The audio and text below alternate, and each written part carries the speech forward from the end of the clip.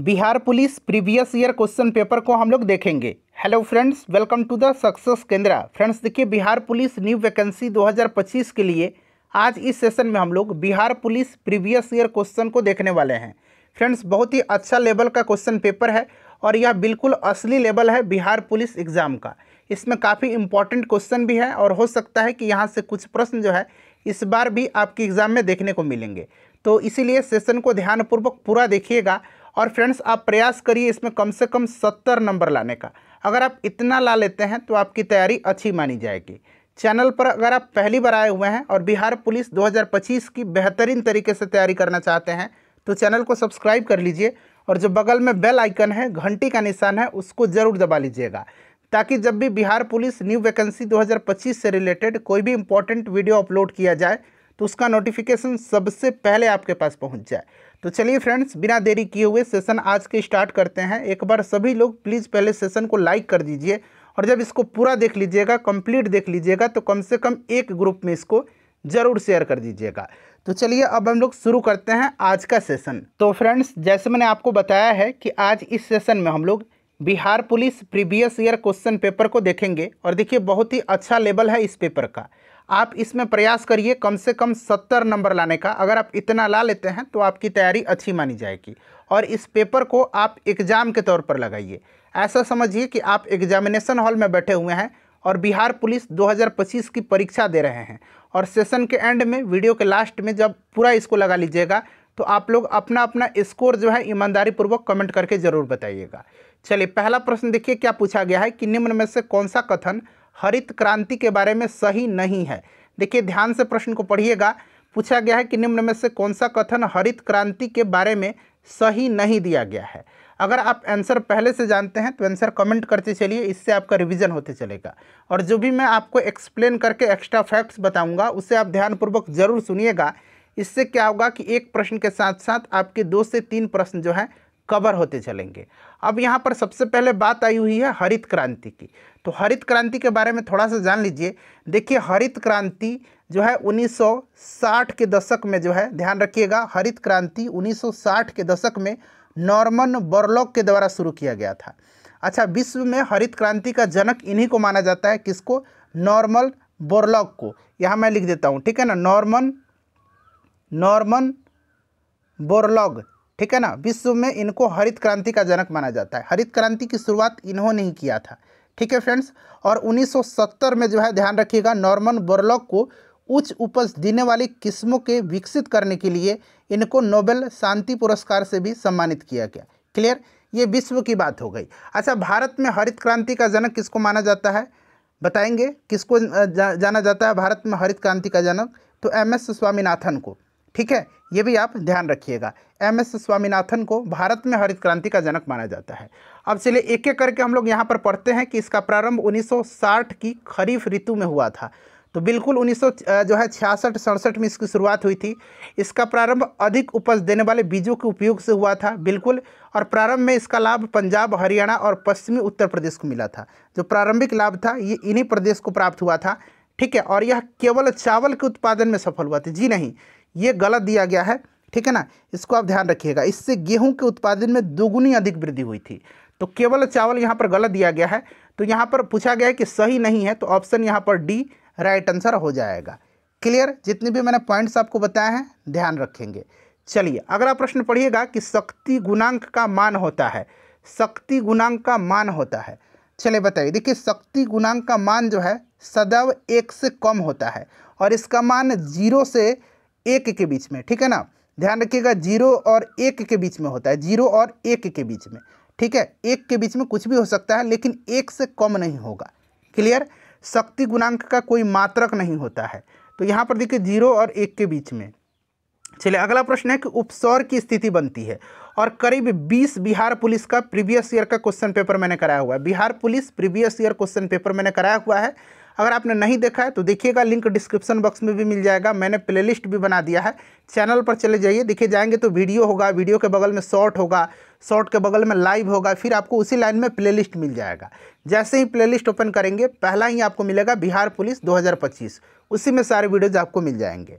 चलिए बताइएगा कि उपसौर की स्थिति बनती है। उपसौर की। देखिए, जब पृथ्वी सूर्य के अत्यधिक पास होती है तो यह स्थिति उपसौर कहलाती है, और जब अत्यधिक दूर होती है तो उसको अपसौर बोला जाता है। उसको क्या बोलते हैं? अपसौर बोलते हैं। ठीक है, यहाँ पर उपसौर पूछा गया है। उपसौर की स्थिति कब बनती है? तो फ्रेंड्स ये 3 जनवरी के दिन। क्लियर, याद रखिएगा। चलिए, उसके बाद देखिएगा, किस अर्थशास्त्री के अनुसार अर्थशास्त्र मनुष्य के भौतिक कल्याण का अध्ययन है? बताइए, किस अर्थशास्त्री के अनुसार? तो देखिए, मार्शल के अनुसार अर्थशास्त्र जो है ये मनुष्य के भौतिक कल्याण का अध्ययन है। यह मनुष्य की उन व्यक्तिगत तथा सामाजिक क्रियाओं का अध्ययन करता है जिनका भौतिक साधनों को प्राप्त करने से तथा उनके उपयोग से घनिष्ठ संबंध है एवं मानव के कल्याण के लिए यह अति आवश्यक हो। तो यहाँ पर मार्शल हो जाएगा। ठीक है, चलिए, ये क्वेश्चन काफ़ी इंपॉर्टेंट है, कई दफ़ा जो है बिहार पुलिस के एग्जाम में पूछा जा चुका है। प्रथम विश्व युद्ध का तात्कालिक कारण क्या था? कई बार पूछा गया है और मैंने भी आपको कई दफ़ा बताया भी है। चलिए, फटाफट इसका आंसर बता दीजिए। देखिए, प्रथम विश्व युद्ध का तात्कालिक कारण क्या था? ऑस्ट्रिया के राजकुमार फर्डिनेंड की बोस्निया की राजधानी सेराजेवो में हत्या। ठीक है ना, तो यहाँ पर देखिए फर्डिनेंड की सेराजेवो में हत्या। क्लियर, ध्यान रहेगा आपको, काफ़ी इंपॉर्टेंट है, इसको आप पूरा ध्यान रखिएगा।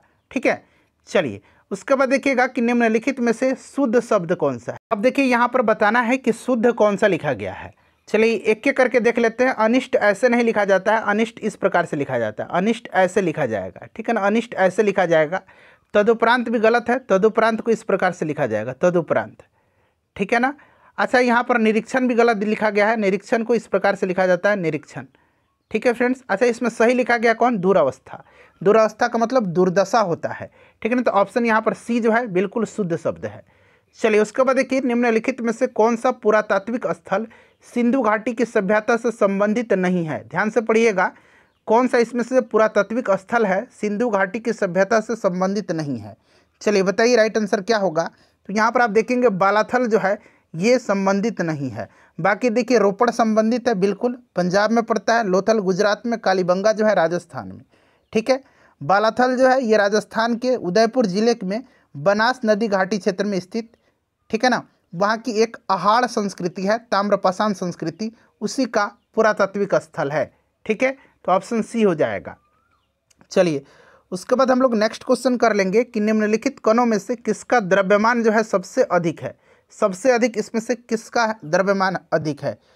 तो विकल्प के अनुसार अगर हम बात करते हैं, क्योंकि यहाँ पर निम्नलिखित शब्द लगा हुआ है तो इन्हीं में से आपको बताना है। तो आप देखेंगे तो अल्फा कण होगा। कौन सा होगा? तो अल्फा कण होगा, इसका द्रव्यमान इसमें से सबसे अधिक होगा। इसी कारण इसकी गतिज ऊर्जा भी अधिक होती है और ये कण अत्यंत तीव्र वेग से रेडियो सक्रिय तत्वों के नाभिक से बाहर निकलता है और इसका वेग आपको पता है कि प्रकाश के वेग का लगभग 1/10 भाग होता है। ठीक है, तो ऑप्शन यहाँ पर बी हो जाएगा। फ्रेंड्स, सेशन में आगे बढ़ने से पहले हम बात करने वाले हैं बिहार पुलिस कांस्टेबल एग्जाम 2025 की बेस्ट बुक के बारे में, जो कि चक्षु पब्लिकेशन का है। यहाँ पर आप देख भी सकते हैं, चक्षु पब्लिकेशन का बिहार पुलिस कांस्टेबल 2025 के लिए यह सबसे बेस्ट बुक है। फ्रेंड्स, इसमें पूरा प्रीवियस ईयर क्वेश्चन पेपर का सेट दिया गया है। यहाँ पर आप देख भी सकते हैं, यहाँ पर देखिए बिहार पुलिस भर्ती परीक्षा, और यहाँ पर देखिए 11/8/2024 का ये क्वेश्चन पेपर है। और सबसे खास बात क्या है कि यहाँ पर जब आप देखेंगे तो काफ़ी बेहतरीन तरीके से, बहुत ही बढ़िया तरीके से प्रत्येक प्रश्न का एक्सप्लेनेशन दिया गया है और इससे आपको काफ़ी बेनिफिट होगा, क्योंकि एक प्रश्न के साथ साथ आपको 3 से 4 प्रश्नों का नॉलेज भी होते चलेगा। और इस तरह से अगर आप पढ़ाई करते हैं तो निश्चित रूप से आपका सिलेक्शन इस बार बिहार पुलिस कांस्टेबल 2025 में हो जाएगा। पूरा यहाँ पर आप देख सकते हैं कितना बढ़िया तरीके से यहाँ पर सबका एक्सप्लेनेशन दिया गया है। दूसरा, मैं आपको यहाँ पर पेपर दिखा देता हूँ, आप देख लीजिएगा। यहाँ पर आप देख सकते हैं फ्रेंड्स, ये आपका 7/8/2024 का क्वेश्चन पेपर है और आप देखिए कितना बेहतरीन तरीका से एक्सप्लेनेशन यहाँ पर दिया गया है। यहाँ पर देख सकते हैं फ्रेंड्स, देखिए कितना अच्छा तरीका से यहाँ पर एक्सप्लेन करके सारे प्रश्नों का उत्तर यहाँ पर दिया गया है। बहुत ही बढ़िया बुक है फ्रेंड्स, इसको आप जल्द परचेज कर लीजिए। ऑनलाइन भी परचेज कर सकते हैं या आपके नियरेस्ट बुक स्टॉल पर भी यह अवेलेबल है। प्रैक्टिस बुक के अलावा चक्षु पब्लिकेशन का बिहार पुलिस कांस्टेबल एग्जाम 2025 के लिए संपूर्ण स्टडी गाइड भी आता है। यहाँ पर आप देख सकते हैं संपूर्ण स्टडी गाइड भी आता है चक्षु पब्लिकेशन का बिहार पुलिस कांस्टेबल एग्जाम 2025 के लिए। आप इसको परचेज करके अपनी तैयारी को और भी मजबूत कर सकते हैं। चलिए, निम्नलिखित में से देखिए भारत का कौन सा राज्य कर्क रेखा के उत्तर में स्थित है? कर्क रेखा के उत्तर में। अच्छा, कर्क रेखा आपको पता है 23.5 डिग्री उत्तरी अक्षांश को जो है कर्क रेखा कहा जाता है। ठीक है, 23.5 डिग्री उत्तरी अक्षांश को कर्क रेखा कहा जाता है। और देखिए यह जो रेखा है ये लगभग 8 राज्यों से नहीं, लगभग मध्य से गुजरती है और 8 राज्यों से गुजरती है। कौन कौन सी? तो राजस्थान, गुजरात, मध्य प्रदेश, छत्तीसगढ़, झारखंड, पश्चिम बंगाल, त्रिपुरा और मिजोरम से। और यहाँ पर देखिए बिहार जो होगा यहाँ पर राइट आंसर हो जाएगा, कर्क रेखा के उत्तर में स्थित है। चलिए उसके बाद देखिएगा पूछा गया कि identify the predicate in the sentence using the correct option from the given below. Sweet are the uses of adversity. ठीक है ना, sweet are the uses of adversity. अब चलिए एक एक करके यहाँ पर देख लीजिए ऑप्शन को। ठीक है, तो यहाँ पर आपका जो राइट आंसर हो जाएगा फ्रेंड्स वो आपका हो जाएगा the use of adversity, the use of adversity. ठीक है, ऑप्शन बी हो जाएगा। चलिए राम खेल रहा है, इस वाक्य में क्रिया पूछा गया है, कौन सा है? राम खेल रहा है, तो इसमें कौन सी क्रिया है? अब यहाँ पर एक बार ध्यान से पढ़िए कि राम खेल रहा है, यानी कि इसमें कौन सी क्रिया है? तो अकर्मक क्रिया है। क्यों? तो देखिए अकर्मक क्रिया होता है क्या है? ऐसी क्रिया जिनमें कर्म की आवश्यकता नहीं होती है और इसका प्रभाव सीधे कर्ता पर पड़ता है। आप यहाँ पर देख रहे हैं कि इसमें कर्म नहीं है, राम खेल रहा है। अगर वही रहता है कि राम आम खा रहा है, अब देखिए इसमें क्या खा रहा है राम? तो आम खा रहा है, तो राम आम खा रहा है, ये सकर्मक होता। ठीक है, चलिए उसके बाद देखिएगा कि भारत में धारणीय विकास के कितने लक्ष्य निर्धारित किए गए हैं? भारत में धारणीय विकास के बताइए। धारणीय विकास यानी कि सतत विकास, सस्टेनेबल डेवलपमेंट। बताइए राइट आंसर क्या हो जाएगा? तो फ्रेंड्स देखिएगा भारत ने संयुक्त राष्ट्र संघ के सितंबर 2015 के 17 सतत विकास लक्ष्यों को स्वीकार किया हुआ है, तो यहाँ पर 17 राइट आंसर हो जाएगा। ठीक है ना। चलिए उसके बाद अगला प्रश्न कर लेंगे कि कैलेमाइन एक खनिज है जिसमें होता है, कैलेमाइन एक खनिज है जिसमें होता है, तो कैलेमाइन में क्या है? यहाँ पर जस्ता हो जाएगा। ठीक है ना, तो जस्ता में कैलेमाइन जस्ता का एस्क है जिसमें होता है जिंक कार्बोनेट, ZnCO3, ZnCO3। ठीक है, चलिए अगला प्रश्न है कि पुष्प के किस भाग से केसर उत्पन्न होती है? काफ़ी अच्छा क्वेश्चन है और ये प्रश्न इंपॉर्टेंट भी है। बताइए केसर जो होता है, सेफ्रॉन जो होता है, ये वर्तिकाग्र से होता है, वर्तिकाग्र या वर्तिका, ऑप्शन बी यहाँ पर राइट आंसर हो जाएगा। ठीक है फ्रेंड्स, जम्मू कश्मीर में इसका उत्पादन ज़्यादा होता है, इसे भी आप ध्यान रखेंगे। चलिए उसके बाद देखिएगा कि अमोनियम आयन है, अमोनियम आयन, अमोनियम आयन जो है एक संयुग्मी अम्ल है या एक संयुग्मी अम्ल है, तो ऑप्शन यहाँ पर ए राइट आंसर हो जाएगा। ठीक है फ्रेंड्स, चलिए आगे बढ़ते हैं। संयुग्मी अम्ल है, देखिएगा किस समिति ने भारत के संविधान में मूल कर्तव्यों को सम्मिलित करने की सिफारिश किया था? तो फ्रेंड्स ये समिति थी कौन सी? तो सरदार स्वर्ण सिंह समिति थी। सरदार स्वर्ण सिंह समिति की अनुशंसा पर जो है याद रखिएगा 42वां संविधान संशोधन 1976 के द्वारा जो है संविधान में जो है पूछा गया है कि मूल कर्तव्य को सम्मिलित किया गया था, तो सरदार स्वर्ण सिंह समिति। ठीक है, चलिए उस समय 10 मूल कर्तव्य को शामिल किया गया था, बट वर्तमान में कितने हैं? 11 हैं। संविधान के भाग 4A के आर्टिकल 51A के अंतर्गत जो है इसको रखा गया है, 4 क के 4 क के 51 क में। ठीक है ना। चलिए उसके बाद देख लीजिएगा कि निम्न में से किस गैस को मार्स गैस के नाम से जाना जाता है? कई दफ़ा मैंने बताया था कि मीथेन को मार्स गैस कहा जाता है, ये मीथेन का फॉर्मूला है और पूछ भी लिया गया है प्रश्न, यहाँ पर आप देख सकते हैं। ठीक है, हरित क्रांति के जनक, अब देखिए यहाँ पर अगर भारत में हरित क्रांति का जनक पूछता तब आप MS स्वामीनाथन लगाते, बट हरित क्रांति पूछा गया यानी कि पूरे विश्व की बात किया जा रहा है, तो नॉर्मन बोरलॉग है, मैंने अभी बताया था ना आपको। चलिए उसके बाद देख लीजिएगा कि निम्नलिखित राज्यों में से उस युग्म को चुनिए जो लोकसभा में सबसे ज़्यादा प्रतिनिधि भेजते हैं, यानी कि सबसे ज़्यादा लोकसभा की सीट किस राज्य में है, मतलब युग में सबको जोड़ करके बताइए। अरुणाचल प्रदेश, आंध्र प्रदेश, गोवा, फिर सब, तो जोड़िए कहाँ पर सबसे ज़्यादा जो है लोकसभा की सीट है। तो देखिए अगर यहाँ पर हम बात करते हैं तो पहले मैं आपको आंसर बताता हूँ, ऑप्शन डी होगा। क्यों? क्योंकि देखिए बिहार में कितना है? 40 है। गुजरात में कितना है? पहले देख लीजिए, बिहार में 40 है। आंध्र प्रदेश में कितना है? तो आंध्र प्रदेश में 25 है। ठीक है, राजस्थान में कितना है? तो राजस्थान में कितना है? यहाँ पर भी 25 है। तो 25, 25, 50 और 40 कितना हो जाएगा? इसमें 90 हो गया। अब इसमें देखिए गुजरात में कितना है? गुजरात में 26 है। यहाँ पर देखिए गोवा में कितना है? तो गोवा में 2 है। ठीक है, यहाँ पर देखिए छत्तीसगढ़ में कितना है? तो छत्तीसगढ़ में 11 है। तो 26, 2, 28 और 11, 39 ही हुए इसमें, तो इसमें तो होगा नहीं। अरुणाचल प्रदेश में कितना है? तो अरुणाचल प्रदेश में आपका 2 है। बिहार में 40 है, 40 और 2 42, और गोवा में भी 2 है, 42, 2, 44, ये भी नहीं है। सबसे ज़्यादा यहाँ पर 90 दिख रहा है आपको। अरुणाचल प्रदेश में अभी बताया 25 है। कितना है मैंने बताया था? अरुणाचल प्रदेश 2 है। आंध्र प्रदेश में मैंने बताया था अभी 25 है, और गोवा में 2 है, तो ये भी नहीं होगा। ऑप्शन डी राइट आंसर होगा, ठीक है ना। इस तरह से आपको बताना था। चलिए उसके बाद देखिए, निम्न में से कौन सा क्रम सापेक्ष साइज को गलत दिखाता है? सापेक्ष साइज को गलत दिखा रहा है, तो गलत जो दिखा रहा है इसमें से ये वाला दिखा रहा है। देखिए इसका जो साइज होगा ना, वो आपका हो जाएगा अल्युमिनियम, और फिर इससे कम है मैग्नीशियम, ये वाला साइज सही होगा, ठीक है। तो ये गलत दिखा रहा है आपका। चलिए उसके बाद नेक्स्ट क्वेश्चन है कि शिकागो में 1893 में विश्व धर्म संसद में किसने भाग लिया था? तो आपको भी पता है 1893 सन याद रखना है बस आपको। शिकागो, ठीक है ना। भाग लिया था किसने? स्वामी विवेकानंद जी ने। तो यहाँ पर देखिएगा विवेकानंद दिया गया ऑप्शन बी में, ठीक है। विवेकानंद राइट आंसर हो जाएगा। चलिए फ्रेंड्स आगे बढ़ते हैं। और 1897 में आपको याद होगा कि विवेकानंद ने रामकृष्ण मिशन की स्थापना किया था, ठीक है। चलिए, और विवेकानंद का जन्म जो हुआ था ये 1863 में हुआ था, नरेंद्र नाथ दत्त के नाम से। नरेंद्र नाथ दत्त इनका नाम था। चलिए देखिए, कॉटन जीन का आविष्कार किसने किया था? मोस्ट इंपॉर्टेंट क्वेश्चन है, बीवीआई क्वेश्चन है। कॉटन जीन का आविष्कार। चलिए स्पिनिंग जेनी का आविष्कार मैंने आपको बताया था, जेम्स हरग्रीव्स ने। फ्लाइंग शटल का आविष्कार मैंने बताया था, जॉन के ने किया था। कॉटन जीन का बताइए, तो ये किसने किया था? बताइए। एली व्हाइटनी ने किया था। किसने किया था फ्रेंड्स? तो एली व्हाइटनी ने किया था, ठीक है। चलिए, मानव के लिए श्रव्य आवृत्ति का परास क्या है? मतलब सुनने की जो मानव की कान की आवृत्ति है, परास है, वो कितना है? तो 20 हर्ट्ज से लेकर के 20,000 हर्ट्ज। तो देखिए 20 हर्ट्ज से लेकर के 20,000 हर्ट्ज। कभी कभी 20,000 हर्ट्ज को हम कैसे लिखेंगे? 20 किलो हर्ट्ज लिख देंगे। तो कभी कभी देगा 20 हर्ट्ज से लेकर के 20 किलो हर्ट्ज, तो ये भी सही है, ठीक है ना। चलिए नेक्स्ट क्वेश्चन कर लेंगे। अगला प्रश्न है हमारा। अगला क्या है कि जीन प्रवर्धन तकनीक, जिसे पीसीआर बोलते हैं, ठीक है ना। इसको क्या बोलते हैं? पीसीआर बोलते हैं। इसकी खोज मतलब इसको विकसित किसने किया था? पीसीआर का फुल फॉर्म क्या होता है?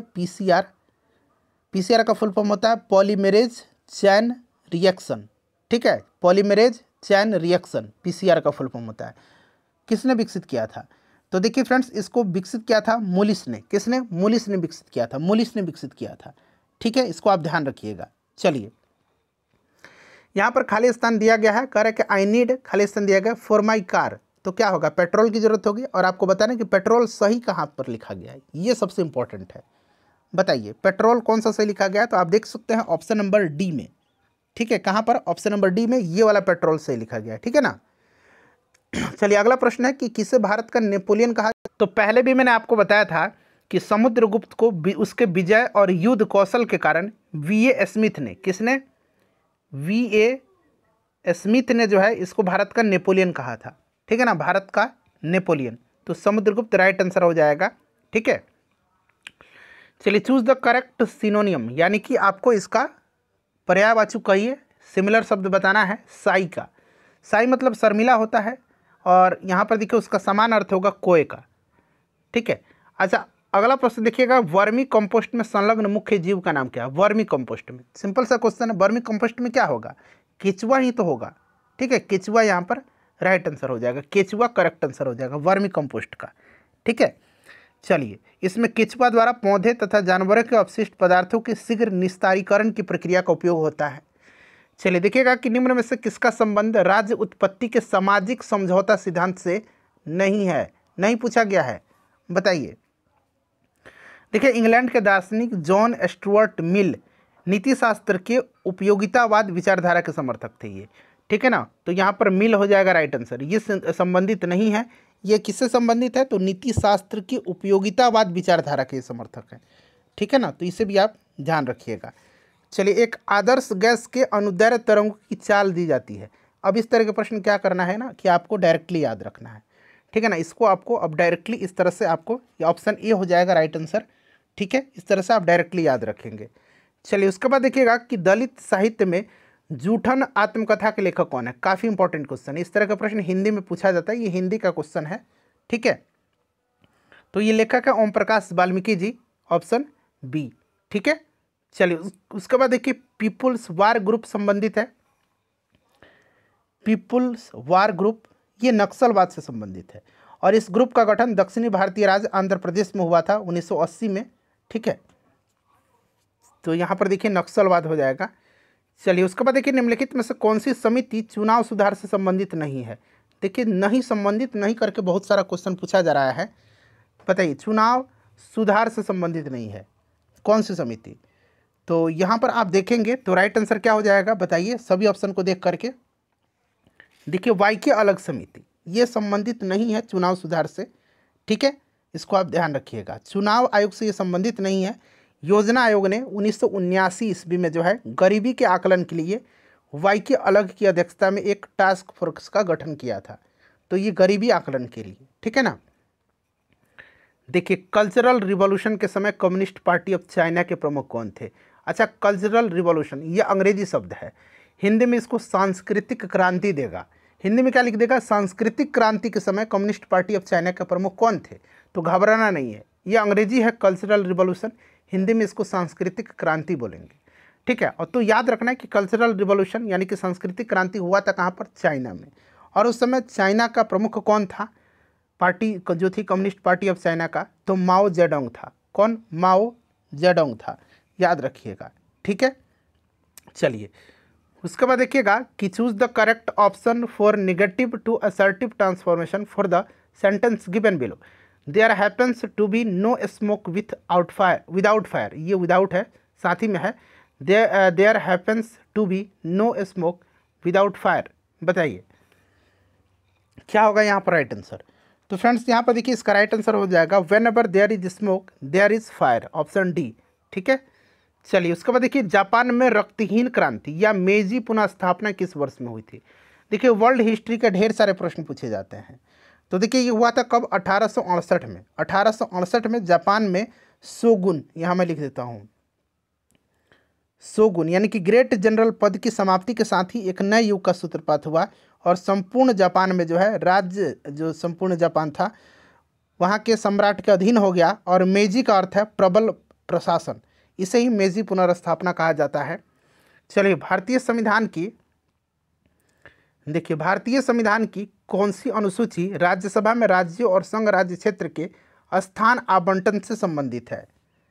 तो कौन सी अनुसूची है, तो फ्रेंड्स ये चौथी अनुसूची है, चौथी अनुसूची है। ठीक है, इसको याद रखिएगा। चलिए उसके बाद देख लीजिएगा मैथ का क्वेश्चन है, मैं डायरेक्टली यहाँ पर आपको आंसर बता देता हूँ। 15% इसका आंसर हो जाएगा। देखिए निम्नलिखित में से उच्च चालक कौन सा है, इसमें से उच्च चालक कौन सा है। तो आपको पता है कि सबसे उच्च चालक तत्व सिल्वर है, चांदी है, तो यहाँ पर सिल्वर हो जाएगा। ठीक है, चलिए सिल्वर को हम लोग इस तरह से डिनोट करते हैं Ag। चलिए उसके बाद देखिएगा कि प्रति चुंबकीय पदार्थ की चुंबकीय प्रकृति होती है। प्रति चुंबकीय पदार्थ की चुंबकीय प्रकृति जो होती है यह ऋणात्मक होती है। कैसे ऋणात्मक, क्योंकि प्रति चुंबकीय पदार्थ की चुंबकीय प्रवृत्ति ताप पर निर्भर नहीं करती है। प्रति चुंबकीय पदार्थ असमान चुंबकीय क्षेत्र में कम तीव्रता वाले भाग की ओर आकर्षित होते हैं। ठीक है, तो ऋणात्मक होती है। देखिए निम्नलिखित में से पूछा गया कौन सा एक परिस्थिति मानव के प्रतिकूल प्रभाव नहीं है। प्रतिकूल प्रभाव नहीं पूछा गया है। तो देखिए डिफॉरेस्टेशन है, बिल्कुल, खनन भी है, बिल्कुल है, सामाजिक औद्योगिकरण भी है, सामाजिक वानिकी होगा यहाँ पर, जो कि आपका प्रतिकूल प्रभाव इसका नहीं पड़ता है। ठीक है ना, तो यहाँ पर राइट आंसर क्या हो जाएगा, ऑप्शन नंबर यहाँ पर सी करेक्ट आंसर हो जाएगा। इसका जो है प्रतिकूल प्रभाव नहीं पड़ता है। ठीक है, चलिए उसके बाद देखिएगा कि वंशागति के क्रोमोसोमवाद का सिद्धांत किसने प्रस्तुत किया था। वंशागति का क्रोमोसोमवाद का सिद्धांत किसने प्रस्तुत किया था। तो फ्रेंड्स ये प्रस्तुत किया था वाल्टर सटन और थियोडर बोमेरी ने। ठीक है ना, तो यहाँ पर देखिएगा सटन और बोमेरी याद रखिएगा। ठीक है ना, 1902 में इन्होंने जो है इस सिद्धांत को दिया था। क्लियर, और इस सिद्धांत के अनुसार क्रोमोसोम ही वंशागति का वाहक है। चलिए उसके बाद देखिए संयुक्त राष्ट्र संघ कब अस्तित्व में आया था। काफ़ी इंपॉर्टेंट क्वेश्चन है, कई दफ़ा मैंने आपको बताया था, 24 अक्टूबर 1945 को। ठीक है ना, 24 अक्टूबर 1945 को ध्यान रखिएगा। चलिए, और इसीलिए 24 अक्टूबर के दिन संयुक्त राष्ट्र दिवस भी मनाया जाता है। 24 अक्टूबर के दिन क्या मनाया जाता है, संयुक्त राष्ट्र दिवस मनाया जाता है। अच्छा, आप मुझे कमेंट करके बताइए कि संयुक्त राष्ट्र का हेडक्वार्टर मुख्यालय कहाँ पर है। ठीक है, चलिए देखिए, सम्राट जेम्स प्रथम का राजदूत सर टॉमस रो किस मुगल शासक के दरबार में आया था? तो सर टॉमस रो जो है 1615 में। अब आप बताइए कि 1615 में मुगल सम्राट कौन था? 1615 में जहांगीर के दरबार में आया था। ठीक है ना, जहांगीर के दरबार में आया था, ध्यान रखिएगा। और जहांगीर ने इसको जो है इंग्लिश खां की उपाधि दिया था। ठीक है, जहांगीर के दरबार में। चलिए, निम्न में से कौन से ग्रंथ वैदिक साहित्य का हिस्सा नहीं है? वैदिक साहित्य का हिस्सा नहीं है, बताइए। तो इसमें से देखिए, ब्राह्मण है, अरण्यक है, उपनिषद है। वेदांग नहीं है, वेदांग को मानवीय रचना माना जाता है। वेदांग वैदिक ग्रंथ साहित्य का हिस्सा नहीं है, ठीक है ना, इसको मानवीय रचना माना जाता है। और वेदांग कितने हैं? वेदांग 6 हैं, याद रखिएगा। वेदांग कितने हैं? 6 हैं। शिक्षा, कल्प, व्याकरण, निरुक्त, छंद और ज्योतिष। 6 कौन कौन से? उंगली पर काउंट करिए। शिक्षा, कल्प, व्याकरण, निरुक्त, छंद और ज्योतिष। ठीक है, चलिए उसके बाद देखिएगा, यहाँ पर आपको क्या ट्रांसलेट करना है? He used to examine every document of the passenger. क्या होगा यहाँ पर? बताइए, बताइए राइट आंसर यहाँ पर आपका क्या होगा? तो फ्रेंड्स यहाँ पर देख लीजिएगा, पूरा ऑप्शन देख लीजिएगा। वह यात्रियों के प्रत्येक दस्तावेज की जांच करता था। ठीक है, ऑप्शन डी यहाँ पर राइट आंसर हो जाएगा। एक बार आप देख भी लीजिए। चलिए 47 नंबर देखिएगा। 47 का राइट आंसर क्या हो जाएगा? प्रोबेबिलिटी का क्वेश्चन है। 47 का जो करेक्ट आंसर होगा वो ऑप्शन बी हो जाएगा। ठीक है, चलिए उसके बाद देखिएगा कि निम्नलिखित में से कौन सा सुभद्रा कुमारी चौहान द्वारा लिखित कविता है? सुभद्रा कुमारी चौहान है, उनकी द्वारा लिखित कविता पूछा गया है। तो हमने कई बार पढ़ा है झांसी की रानी। ठीक है ना, झांसी की रानी किनकी है रचना? सुभद्रा कुमारी चौहान की। कुरुक्षेत्र किनकी है? रामधारी सिंह दिनकर की। ठीक है ना, कुमकुम किनकी है? कुमकुम बालकृष्ण शर्मा नवीन की है। युगचरण किसकी है? युगचरण माखनलाल चतुर्वेदी की है। चलिए, अज्ञे की रचना है ये अरे यायावर रहेगा याद, किस विद्या से संबंधित है? किस विद्या से संबंधित है, बताइए। तो फ्रेंड्स, ये सच्चिदानंद हीरानंद वात्स्यायन अज्ञे इनका पूरा नाम है। ठीक है ना, इन्हीं की रचना है अरे यायावर रहेगा याद। ठीक है, और ये एक यात्रा वृत्तांत है। ठीक है, चलिए इत्यादि का संधि विच्छेद पूछा गया है आपसे। तो इत्यादि का क्या होगा? इति प्लस आदि होगा। इति प्लस आदि, ये वाला आपका सही हो जाएगा। ठीक है, चलिए मैथ का क्वेश्चन है, आंसर मैं आपको बता देता हूँ। ऑप्शन यहाँ पर कितना हो जाएगा? ऑप्शन सी राइट आंसर हो जाएगा इसका। चलिए, संप्रभुता के बहुलवादी सिद्धांत के प्रवर्तकों को पहचानिए। संप्रभुता के बहुलवादी सिद्धांत के प्रवर्तक का नाम दिया गया है, इनमें से आपको बताना है। देखिए, 20वीं सदी में बहुलवाद का उदय संप्रभुता के एकलवादी सिद्धांत के विरुद्ध प्रतिक्रिया स्वरूप हुआ था, और इस सिद्धांत के मुख्य समर्थक लॉस्की, बाकर और क्रेब थे। ठीक है ना, तो यहाँ पर देख सकते हैं लॉस्की, बाकर दिया गया है। ठीक है, और बहुलवादी विचारधारा के अनुसार राज्य सत्ता संप्रभु और निरंकुश नहीं है। ठीक है, इसे भी आप ध्यान रखिए। देखिए, निम्नलिखित में से पूछा गया कि निम्नलिखित देशों में से किसके साथ भारत का सबसे लंबा स्थल सीमा है? तो सिंपल सा बात है, 7 देशों के साथ स्थल सीमा साझा करता है, और सबसे लंबा बांग्लादेश के साथ है और सबसे कम अफगानिस्तान के साथ है। ठीक है, चलिए ये उस समय का करंट का क्वेश्चन था, 14वें वित्त आयोग था ये। ठीक है ना, तो ये उस समय का करंट का क्वेश्चन था, तो 3% उस समय इसका आंसर था। ठीक है, चलिए उसके बाद देखिएगा कि और इसके जो परिप्रेक्ष्य में जो है ना, आप अभी वाला रिलेट करके ध्यान रख सकते हैं। ठीक है, चलिए वैद्यनाथ मिश्र किस कवि का मूल नाम है? वैद्यनाथ मिश्र किस कवि का मूल नाम है? तो नागार्जुन जी का। तो यहाँ पर देखिए नागार्जुन राइट आंसर हो जाएगा। बिहार के मधुबनी जिले में इनका जन्म हुआ था। ठीक है, चलिए उसके बाद नेक्स्ट क्वेश्चन हमारा कि निम्न में से कौन सा रासायनिक परिवर्तन का उदाहरण है? रासायनिक परिवर्तन का उदाहरण, जल का बर्फ जमना ये भौतिक है, जल का बर्फ बनना भौतिक है, बर्फ का पिघलना ये भी भौतिक है, लकड़ी का जलना ये रासायनिक परिवर्तन है, ये तो भौतिक है। ठीक है ना, ऑप्शन सी हो जाएगा, ये रासायनिक परिवर्तन है। चलिए मधुमक्खी पालन का वैज्ञानिक नाम, तो मधुमक्खी पालन मैंने बताया था आपको कई दफ़ा कि मधुमक्खी पालन जो है ये एपीकल्चर कहलाता है। क्या कहलाता है? एपीकल्चर। ठीक है, रेशम कीट पालन सेरिकल्चर कहलाता है, रेशम कीट पालन याद रखिएगा। हॉर्टिकल्चर क्या कहलाता है? फल सब्जियां उद्यान जो है इनके संवर्धन का अध्ययन हॉर्टिकल्चर कहलाता है। और वर्मी कल्चर, केचुआ जो है उसका अध्ययन कहलाता है वर्मी कल्चर। चलिए उसके बाद देखिएगा कि which of the following word from a new word by adding the, अब यहाँ पर कौन सा शब्द जोड़ेंगे कि यहाँ पर एक नया शब्द बनेगा, बताइए। तो यहाँ पर हम कलेक्शन जोड़ देंगे, कलेक्शन ये जोड़ देंगे ना, तो CO यहाँ पर क्या दे रखा है, COLLEC, और यहाँ पर देखिए TION, तो ये कलेक्शन बन गया, एक मीनिंगफुल वर्ड बन गया। ऑप्शन डी हो जाएगा। चलिए, एक सौर जल हीटर से गर्म जल कब प्राप्त नहीं किया जा सकता है? कब प्राप्त नहीं करेंगे? एक सौर जल हीटर है, यानी कि सूर्य ऊर्जा से संचालित है, सौर ऊर्जा से एक हीटर है, उससे कब आप गर्म जल प्राप्त नहीं करेंगे? तो जब इसको सूर्य की रोशनी नहीं मिलेगा तो गर्म पानी नहीं देगा, यानी कि बादल छाए हुए दिन। ठीक है, बादल छाए हुए दिन। देखिए, ऊपरी वायुमंडल की ऊपरी परत निम्न में से किसके कारण कम हो रही है? किसके कारण कम हो रही है बताइए? ऊपरी वायुमंडल की ऊपरी परत जो है निम्न में से किसके कारण कम हो रही है? तो फ्रेंड्स, ये हो रही है आपकी CFC के कारण, क्लोरोफ्लोरोकार्बन के कारण। ठीक है ना। चलिए, उसके बाद देखिएगा कि निम्नलिखित में से कौन सा युग्म सही नहीं है। अब देखिए, घास का क्षेत्र है और महाद्वीप दिया गया, संबंधित अगर नहीं है तो गलत है, वहीं पूछा गया कौन सा सही नहीं। चलिए, एक एक करके देख लेते हैं। देखिए, प्रेरी कहाँ पर है? तो ये उत्तरी अमेरिका में बिल्कुल सही है। पंपास कहाँ पर है? तो अर्जेंटीना में है, और अर्जेंटीना दक्षिण अमेरिका में पड़ता है, ये भी सही है। स्टेपी जो है ये यूरेशिया में पड़ता है, कुछ हिस्सा यूरोप में भी है और कुछ हिस्सा एशिया में भी है, तो यूरोप दे रखा है, ये भी सही मानेंगे। वेल्ड जो है ना, ये ऑस्ट्रेलिया में नहीं पड़ता, ये पूरा गलत दिया गया है। वेल्ड जो है ना, ये दक्षिण अफ्रीका में पड़ता है। तो पूछा गया कौन सा सही नहीं है, तो ऑप्शन डी। ठीक है। चलिए, देखिएगा यहाँ पर मैथ का क्वेश्चन है और इसका राइट आंसर हो जाएगा कौन सा? ऑप्शन ए करेक्ट आंसर हो जाएगा। ठीक है। चलिए, उसके बाद नेक्स्ट क्वेश्चन है कि निम्न में से किस धातु का जड़त्व अधिकतम होगा? मतलब इसमें देखिए, किस, अगर वस्तु रहता तो ज़्यादा अच्छा रहता, धातु दे दिया गया है, किस वस्तु का जड़त्व ज़्यादा है? धातु हटा दीजिए। चलिए बताइए। तो एक गेंद नहीं, एक साइकिल नहीं, एक ट्रक नहीं, एक रेलगाड़ी नहीं, बताइए जो सबसे ज़्यादा भारी होगा। विकल्प के अनुसार बात करें तो जड़त्व अधिकतम किसका होता है? जिस पिंड का द्रव्यमान जितना अधिक होगा उसका जड़त्व उतना ही अधिक होगा। तो इसमें द्रव्यमान रेलगाड़ी का ज़्यादा है। भारी कौन है? रेलगाड़ी। चलिए, उसके बाद देखिए, भारतीय संविधान में प्रस्तावना को किस संविधान से लिया गया? अब देखिए, प्रस्तावना को लिया कहाँ से गया है? तो प्रस्तावना को लिया गया है अमेरिका के संविधान से। प्रस्तावना की भाषा लिया गया है ऑस्ट्रेलिया से। याद रखिएगा, अगर प्रस्तावना की भाषा अगर पूछ देता है तो ऑस्ट्रेलिया से होता, बट यहाँ पर पूछा है सिर्फ प्रस्तावना, प्रस्तावना को USA से लिया गया है। ठीक है।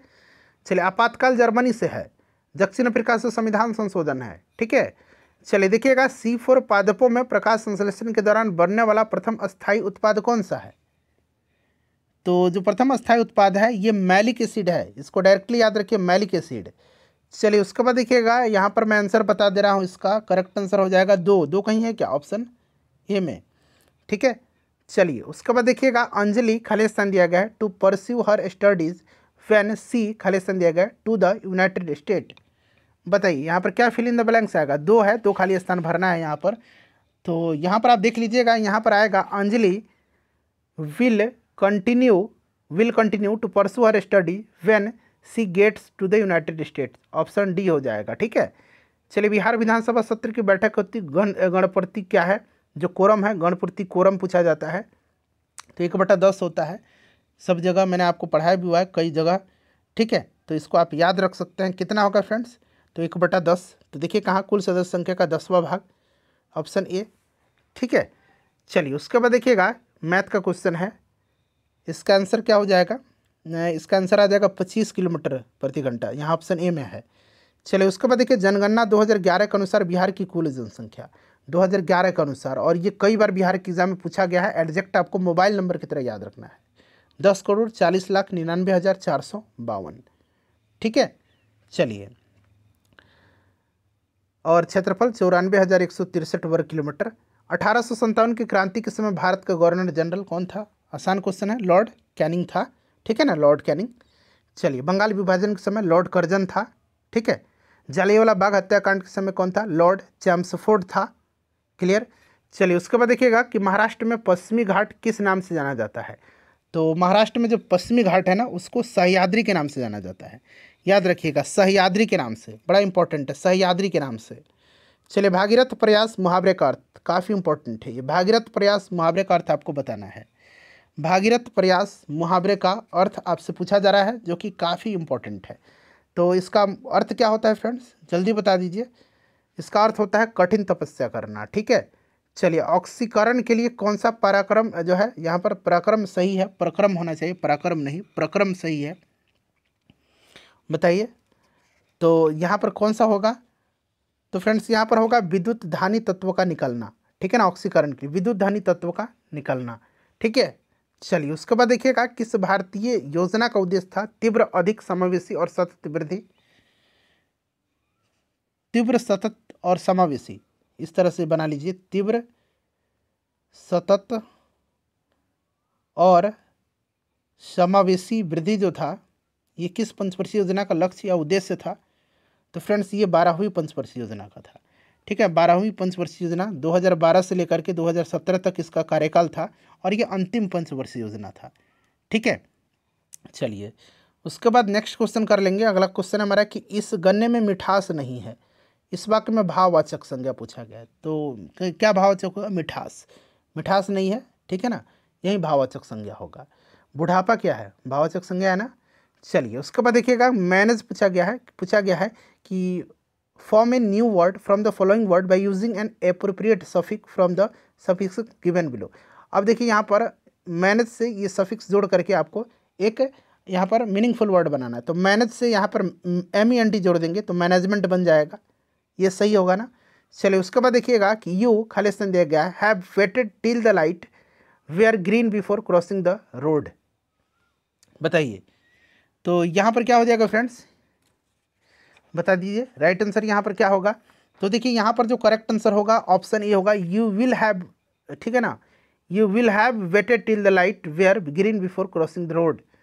चलिए बिहार के पिछड़ेपन का सबसे मुख्य कारण पूछा गया। तो देखिए बिहार के पिछड़ेपन का जो मुख्य कारण है ना वो आपका पूंजी निर्माण का निम्न दर है, क्योंकि आप देखते हैं ना यहाँ पर आपका कोई भी उद्योग धंधा नहीं है, बिहार के लोग बाहर जाते हैं काम करने के लिए, जो कि पिछड़ेपन का मुख्य कारण है, ठीक है ना, पूंजी निर्माण का निम्न दर। चलिए वह द्वीप जिस पर चार्ल्स डार्विन ने फिंचिस पर जैव विकास के संदर्भ में अध्ययन किया था। द ओरिजिन ऑफ स्पीसीज पुस्तक चार्ल्स डार्विन की है, याद रखना है आपको, और ये द्वीप था गैलापागोस द्वीप, ठीक है। चलिए उसके बाद देखिएगा सोडियम मैग्नीशियम, ये रहा सोडियम, ये रहा मैग्नीशियम, ये रहा एल्युमिनियम और ये रहा आपका सिलिकॉन, ठीक है ना। पूछा गया सोडियम मैग्नीशियम एल्युमिनियम सिलिकॉन की प्रथम आयनिक ऊर्जा का सही क्रम पूछा गया है, आयनिक ऊर्जा का, ठीक है। तो यहाँ पर हो जाएगा सोडियम का, फिर उसके बाद मैग्नीशियम का, फिर उसके बाद एल्युमिनियम का, फिर उसके बाद सिलिकॉन का। देखिए कहाँ पर दिया गया है, sodium magnesium aluminium silicon. Option number यहाँ पर आप देख सकते हैं, ऑप्शन बी जो होगा यहाँ पर आंसर इसका हो जाएगा, ठीक है। एक मिनट रुक जाइए, प्रथम आयनिक ऊर्जा का सही क्रम पूछा गया है ना, तो प्रथम आयनिक ऊर्जा, हाँ ये ठीक है आपका। चलिए उसके बाद देख लीजिएगा history was taught by her change into active voice. क्या होगा यहाँ पर एक्टिव वॉइस, ये पैसिव में दिया गया हिस्ट्री वाज टॉट बाय हर, इसका एक्टिव बता दीजिए। तो देखिए इसका एक्टिव होगा सी टॉट हिस्ट्री, ठीक है। चलिए द्विघात समीकरण का मूल यदि दिया गया है m+n और m-n हो तो द्विघात समीकरण आपको बता देना है। तो द्विघात समीकरण इसमें से कौन सा होगा, x² - 2mx, ये वाला तो होगा नहीं, x² - 2mx, ठीक है। उसके बाद हो जाएगा आपका प्लस ब्रैकेट में -m-n², ये वाला नहीं होगा, m² - n² हो जाएगा, ठीक है ना, और 0 ये वाला हो जाएगा आपका ऑप्शन बी यहाँ पर हो जाएगा इसका आंसर, ठीक है फ्रेंड्स। चलिए आगे बढ़ेंगे, नेक्स्ट क्वेश्चन कर लेंगे। अगला प्रश्न हमारा कि बोमेन संपुट किस तंत्र का भाग है, बोमेन संपुट। तो फ्रेंड्स ये उत्सर्जन तंत्र का भाग है, ठीक है ना, उत्सर्जन तंत्र का। वृक्क नलिका की दोहरी दीवार वाली कैप जैसी संरचना से शुरू होती है, इसी को बोमेन संपुट कहा जाता है, ठीक है। चलिए उसके बाद देखिएगा कि निम्नलिखित में से कौन सी रचना घनानंद की नहीं है। बताइए घनानंद की नहीं है इसमें से कौन सी रचना, बता दीजिए राइट आंसर यहाँ पर क्या होगा। तो फ्रेंड्स ये रचना जो है नहीं है, यह आपका रस पीयूष निधि हो जाएगा। बाकी देखिए सुजान हित, ठीक है, वियोग वेली और इश्कलता ये आपकी घनानंद की है। चलिए निम्नलिखित में से किसमें बुशमैन पाए जाते हैं। तो बुशमैन कहाँ पर पाए जाते हैं, दक्षिण अफ्रीका के कालाहारी मरुस्थल में बुशमैन पाए जाते हैं, ठीक है ना, तो कालाहारी मरुस्थल हो जाएगा। चलिए उसके बाद देखिएगा कि वास्तविक वस्तु का वास्तविक प्रतिबिंब निम्न में से कौन बना सकता है। वास्तविक वस्तु का वास्तविक प्रतिबिंब कौन बना सकता है।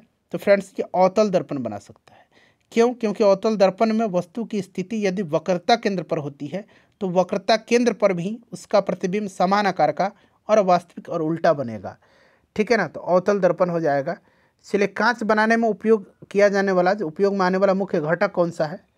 तो कांच बनाने में जो मुख्य घटक है ये सिलिका होता है। ठीक है। अच्छा, न्यायमूर्ति पुंछी आयोग किससे संबंधित है? तो देखिए फ्रेंड्स, आपको याद होगा केंद्र राज्य संबंधी की समीक्षा करने के लिए 2007 में जो है केंद्र सरकार ने सर्वोच्च न्यायालय के सेवानिवृत्त मुख्य न्यायाधीश आपका जो मदन मोहन पुंछी थे, उन्हीं की अध्यक्षता में एक आयोग गठन किया था। तो केंद्र राज्य संबंध, ठीक है। चलिए, भारत में भुगतान संतुलन के चालू खाते में रुपये की पूर्ण परिवर्तनशीलता कब हुई थी? अच्छा क्वेश्चन है। तो फ्रेंड्स, ये रिजर्व बैंक के द्वारा 19 अगस्त 1994 को भुगतान संतुलन के चालू खाते में रुपयों को पूर्ण परिवर्तनीयता घोषित कर दिया गया था। कब? तो 1994 में। ऑप्शन नंबर यहाँ पर सी हो जाएगा। देखिए, नागरिकता संबंधी उपबंध संविधान के किस भाग में है? तो नागरिकता जो है संविधान के भाग 2 में है, अनुच्छेद 5 से लेकर के अनुच्छेद 11 तक में। ठीक है ना। तो भाग 2 हो जाएगा। चलिए, उसके बाद नेक्स्ट क्वेश्चन है कि निम्नलिखित में से कौन सा पादप मलेरिया रोग की दवा का स्रोत है? तो सिनकोना है, सिनकोना की छाल से। ठीक है ना, आपने पढ़ा होगा, सिनकोना पेड़ की छाल से बनती है। कुनैन, क्यूनिन भी इस तरह से लिखा जाता है, क्यूनिन या कुनैन भी इस तरह से लिखा जाता है, कुनैन। ठीक है, कुनैन या क्यूनिन याद रखिएगा। सिनकोना हो जाएगा यहाँ पर आंसर इसका। चलिए, देखिए, प्रसिद्ध भारत छोड़ो प्रस्ताव कब पारित हुआ था? तो प्रस्ताव पारित कब हुआ था? देखिए, 8 अगस्त 1942 को बम्बई के ग्वालियर टैंक में अखिल भारतीय कांग्रेस कमेटी की बैठक में भारत छोड़ो का प्रस्ताव पारित हुआ था। ठीक है ना। और यहीं पर गांधी जी ने करो या मरो का नारा दिया था। चलिए, इसके बाद देखिए 94 का जो आंसर आ जाएगा वो आपका 6 दिन आ जाएगा। ठीक है। चलिए, देखिए, निम्नलिखित विकल्पों में से कौन सा विकल्प द मॉर्गन लॉ का अनुसरण करता है? डी मॉर्गन लॉ आपने पढ़ा होगा। ठीक है ना। अब हालांकि अब शायद ये सिलेबस में अब आपका नहीं रह गया है। ठीक है। तो यहाँ पर मैं आपको आंसर इसका वैसे बता देता हूँ। देखिए, इसका जो आंसर आएगा ना फ्रेंड्स, वो आपका ऑप्शन डी आ जाएगा। विश्व खुशहाली दिवस पूछा गया है कि कब मनाया जाता है? World happiness day. तो फ्रेंड्स, ये 20 मार्च को मनाया जाता है। ठीक है ना, 20 मार्च के दिन मनाया जाता है खुशहाली दिवस। ठीक है। और 2013 से जो है इस दिवस को मनाने की शुरुआत हुई थी। चलिए, 97 का मैं आंसर बताता हूँ। इसका जो आंसर होगा वो आपका 5 आ जाएगा। दक्षिण अमेरिका की सबसे लंबी नदी पूछा गया है। तो आपको भी पता है ये नदी अमेजन नदी है। अपवाह तंत्र की दृष्टि से, अपवाह क्षेत्र की दृष्टि से ये प्रथम है। ठीक है। और चलिए, तो यहाँ पर देखिए अमेजन नदी हो जाएगा। उसके बाद देखिए, विश्व की प्रसिद्ध लानोस जो है घास का मैदान है, घास स्थल है, ये निम्नलिखित महाद्वीपों में से किस में स्थित है? लानोस जो पड़ता है ये वेनेजुला और कोलंबिया में पड़ता है, और ये दोनों दक्षिण अमेरिकी महादेश के देश हैं। ठीक है। चलिए, उसके बाद देखिएगा आखिरी क्वेश्चन है, अपना स्कोर आप लोग बताइए। ठीक है, लाइक कर दीजिए अगर आपने अब तक लाइक नहीं किया है, और प्लीज़ इसको शेयर कर दीजिएगा। स्कोर जरूर बताइएगा। निम्नलिखित में से किसको दुग्ध शर्करा कहते हैं? तो दुग्ध शर्करा जो है ये लैक्टोज को कहा जाता है, लैक्टोज को कहा जाता है। ठीक है। चलिए, सेशन को लाइक कर दीजिए और इसको शेयर कर